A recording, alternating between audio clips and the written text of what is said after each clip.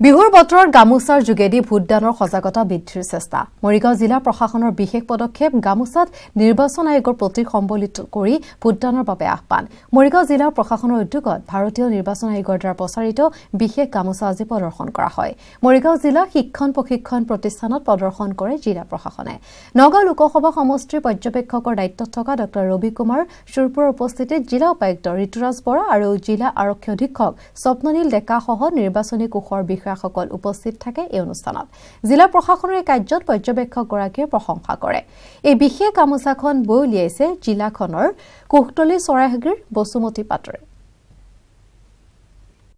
আমাৰ মৰিগাঁও জিলাৰ চেংমৰা অঞ্চলৰ শ্ৰীমতী বসুমতী পাটৰ নামৰ শিপিনী গৰাকীয়ে অতি সুন্দৰভাৱে আমাৰ অসমৰ যিটো গামোচা এই গামোচাখন বৈ উলিয়াইছে সময় কম হোৱাৰ কাৰণে তেখেতে 40 ফুটৰ দীঘলে কৰিব পাৰিলে তেখেতে এনে ইচ্ছা আছিল 100 ফুট কৰায় না খুব সুন্দৰ পদক্ষেপ লৈছে ডিসি ছাৰৰ উদ্যোগত এটো পদক্ষেপ লৈছে তেওঁলোকে আৰু মহিলাগৰাকীক সঁচাকৈ প্ৰশংসনীয় কাম কৰিছে তেখেতে আৰু মই ভাবো যে এইটোৰ পৰা ৰাইজৰ সজাগতা বাঢ়িব